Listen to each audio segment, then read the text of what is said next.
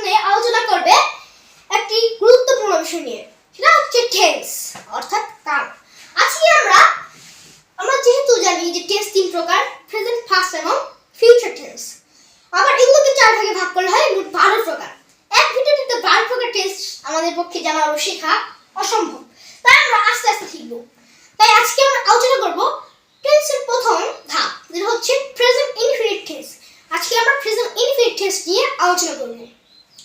যে সেন্টেন্স দ্বারা কোনো অভ্যাস, কোনো চিরন্তন শব্দ বা কোনো কাজ করা বোঝায় বর্তমান সময়ে, সেটাকে আমরা মূলত বলে থাকি প্রেজেন্ট ইনফিনিট টেন্স। তো চলুন আজকে আমরা শিখে নিই প্রেজেন্ট ইনফিনিট টেন্স সেন্টেন্স কিভাবে আপনি গঠন করবেন। প্রেজেন্ট ইনফিনিট টেন্স এর স্ট্রাকচার হচ্ছে সাবজেক্ট প্লাস মূল ভার্ব প্লাস এক্সটেনশন, অর্থাৎ subject plus V1 plus extension. স্ট্রাকচারটি হচ্ছে subject plus V1 plus extension.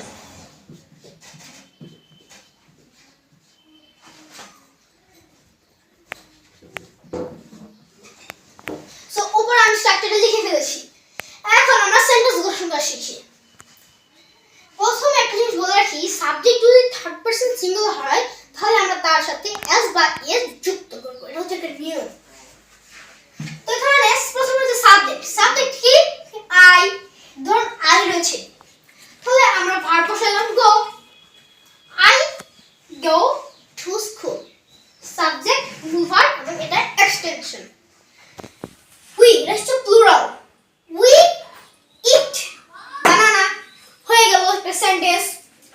You play cricket গেল। দে রিড আ বুক, তারা একটি বই পড়লো। ঠিক, এখন একটু ব্যতিক্রম ধর্মে যাই, সেটা হচ্ছে থার্ড পারসন সিঙ্গুলার নাম্বার, যেটা আমি ভিডিওর শুরুতে বলছিলাম যে থার্ড পারসন সিঙ্গুলার নাম্বার থাকলে আমরা মূল ভার্বের সাথে s বা s বসাবো।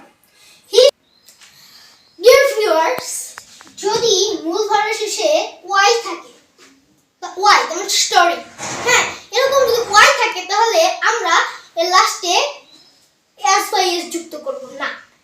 যদি y থাকে এবং তার আগে যদি একটি কনসোনেন্ট থাকে তাহলে আমরা ies বসাবো y এর পরিবর্তে, বুঝলাম? এবং যদি লাস্টে s s s h c h x এগুলো থাকে তাহলে আমরা শুধুমাত্র es ব্যবহার করে প্লুরাল করব। তাহলে হি শি ইট এগুলো সিঙ্গুলার, সাবজেক্ট এগুলো সিঙ্গুলার, তারপর থার্ড পারসন, তাহলে এগুলো হবে he she. He wax, he walks to school, he walks to school। তারপর she walks to school হলো রিপন, এটা নাম কিন্তু অবশ্যই থার্ড পারসন সিঙ্গুলার, এটা আমরা সবাই জানি। নাম রিপন টক্স, রিপন টক্স স্লোলি, রিপন আস্তে কথা বলে।